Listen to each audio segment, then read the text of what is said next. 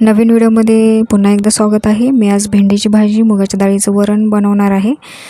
तर मी भेंडी कट करून लोखंडी तव्यावरती भाजायला टाकलेली आहे। मुगाची डाळ पण शिजवून घेतलेली आहे। लसूण सोलून मी ते कट करून घेत आहे।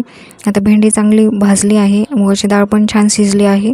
आता हे बाजूला काढते। तिथं मला भेंडीच्या भाजीला फोडणी द्यायची आहे। गॅसवरती कढई ठेवलेली आहे, त्याच्यामध्ये तेल टाकायचं आणि जे कट केलेलं लसूण आहे ते त्या तेलामध्ये टाकून द्यायचा। ते कट केलेल्या लसणाच्या ऐवजी लसणाची पेस्ट पण यूज करू शकतो। आणि तो लसूण चांगला फ्राय झाला की त्याच्यामध्ये कांदा टाकून द्यायचा, तो पण चांगला फ्राय करून घ्यायचा। आणि मी तुम्हाला ह्या भाजीसाठी वेगळी एक ट्रिक सांगणार आहे। खूप टेस्टी होते त्याने भाजी। आता त्याच्यामध्ये हळद टाकायची, तिखट टाकायचं चवीनुसार आपल्याला जसं आवडतं तसं, आणि ती भाजलेली भेंडी त्याच्यामध्ये टाकून द्यायची। भेंडी भाजली म्हणजे त्याचा चिकटपणा खूप कमी होतो, म्हणून ती भाजून घ्यायची अगोदर। थोडंसं तेल टाकून कोथिंबीर टाकायची आणि मीठ टाकायचं चवीनुसार। आणि ही आहे एक ट्रिक तुमच्यासाठी। हे थोडं आहे ना वाफेवरच मस्त, याच्यामध्ये पाणी अजिबात टाकायचं नाही। आणि हे आहे मॅगी मसाला, आणि तो वरतून असं मस्त टाकून घ्यायचा आपल्याला हवा तेवढा। इतकी टेस्टी लागते नाही भाजी, तुम्ही नक्की ट्राय करून बघा, खूप छान लागते। आणि वाफेवरच त्याला शिजून घ्यायचं आहे। मुगाची डाळ छान शिजलेली आहे। आता त्याला फोडणी देते। पातेल्यामध्ये तेल टाकलेलं आहे, त्याच्यामध्ये लसणाचे तुकडे टाकून घ्यायचे, जिरे मोहरी टाकायची। लसूण चांगला फ्राय झाला की हे जिरे मोहरी टाकून द्यायची।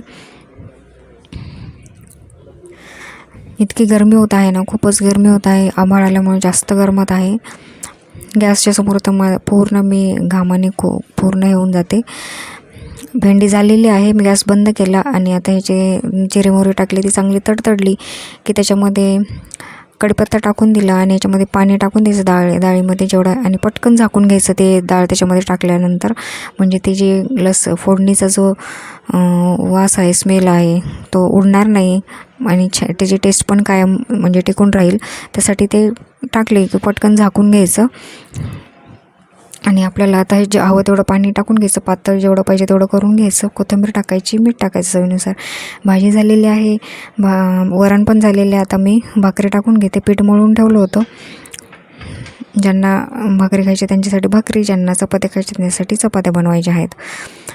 तर मला भाकरीच करायला आवडतात चपात्यापेक्षा, आणि पटकन होतात चपात्यांपेक्षा भाकरी। आता मी ज्वारीचं पीठ थोडंसं, जेवढं 3-4 भाकरी मला करायच्या होत्या तेवढं पीठ असं मळून घेतलं आणि ते बाजूला ठेवलं। आता एक थापून घ्यायची, थापून घेणार आहे मस्तपैकी। ते चांगलं जसं आपण त्याला छान मळतो ना, ते छान भाकरी होते त्याची, मस्त फुगते पण। मला ज्वारीची भाकरीच आवडते। मी चपाती कधीतरीच खाते, आणि ठराविक भाज्यांसोबतच खाते। पनीरची भाजी वगैरे असेल तरच मी चपाती खाते, नाहीतर भाकरीच मला आवडते जास्त। आता ही भाकरी बघा एक मी बनवलेली आहे, ज्वारीची, बाजरीची, अशा ह्या भाकरी छान वाटतात। आता वरणाचं उकळलं आहे, ते बंद करून घेतलं। हे माझं असंच रोजचं चालू असतं, ज्याला जे पाहिजे ते करावंच लागतं, आणि प्रत्येकाच्या घरात हे असतंच। ह्याला हे आवडतं, त्याला ते आवडतं, त्यानुसार आपल्याला त्या गोष्टी कराव्याच लागतात। तरी आज शनिवार असल्यामुळं थोडं निवांत चालू होतं, नाहीतर मग सगळ्यांना जाण्याची गडबड असते। ह्याला जायचं, त्याला जायचं, मुलाला क्लासला जायचं। मुलीची अजून शाळा चालू झाली नाही, ती चालू झाल्यानंतर तिची पण वेगळीच गडबड, ह्यांना ऑफिसला जायचं। तर हे असे आपल्या मागे कामं असतात आणि ते करावेच लागतात। आणि माझं पण हे किचनमधलं काम आवरल्यानंतर मला शिलाई काम पण असतं, ते पण मला करावं लागतं। आणि दररोज मी एकच ब्लाऊज पूर्ण करते। कधी कटिंग करायची असेल तर 1-2 ब्लाऊजसोबत कट करून घेते, आणि स्टिचिंग करताना एकच ब्लाऊज कंप्लीट करते। मग एखाद्या दिवशी स्टिचिंगचंच काम, एखाद्या दिवशी कटिंगचंच काम, एखाद्या दिवशी फक्त हुक लावायचेच काम, असं मी एक करत राहते। कारण एवढं सगळं करून परत ते करायचं, जास्त वेळ मशीनवर बसत नाही मी, जेवढं शक्य तेवढंच करते। आणि आता हे बघा दुसरी भाकरी केलेली तुम्हाला दाखवणार आहे मी जवळून, ही भाकरी कशी बनवली आहे मी। आणि तुम्ही मला नक्की सांगा, तुम्ही बनवता की नाही ज्वारीच्या भाकरी, आणि तुमची कशी होती ती पण मला कमेंट करून सांगे। तुम्हाला ज्वारीची भाकरी आवडते का चपाती आवडते हे पण सांगा। व्हिडिओ आवडला असेल तर लाईक नक्की करा, आणि फॉलो करायला पण विसरू नका। आता हे भाकरी माझ्या झालेल्या आहे, ती तुम्हाला बघा जवळून दाखवते। मस्त अशी भाकर झालेली आहे। आणि अशी व्यवस्थित खमंग शेकली ना तर अजून चव येते खाताना पण, भाजीसोबत खाताना. आणि भाकरी कुठल्या पण भाजीसोबत छान लागते. हिरव्या भाजीसोबत जर रशावाली भाजी असेल तर त्यासोबत अजूनच छान वाटते भाकरी खायला. मला ज्वारीची भाकरीच आवडते जास्त. मस्त अशी भाकरी झालेली. आता मी चपात्या करायला घेत आहे. मुलांना चपात्या आवडतात. मुलं भाकरी जरा कमीच खातात, चपात्याच आवडतात त्यांना, तर त्यांच्यासाठी चपात्या करायच्या होत्या दोघांसाठी. आणि आम्ही बाकीच्या मोठ्यांसाठी मी भाकरी बनवल्या होत्या. ही चपात्या आता जेवढ्या करायच्या तेवढं मी त्याचे गोळे करून घेते.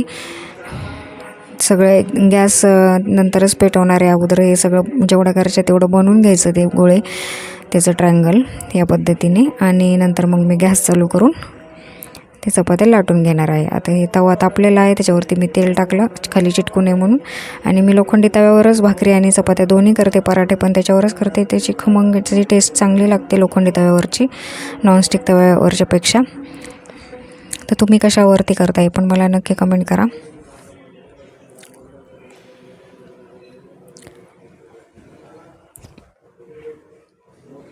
खूप गरमी होत आहे. तुमच्याकडे कशी गरमी आहे?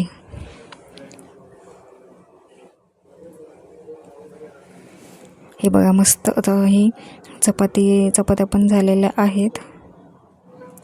व्हिडिओ आवडला असेल तर लाईक करा. भेटूया नेक्स्ट व्हिडिओमध्ये. तोपर्यंत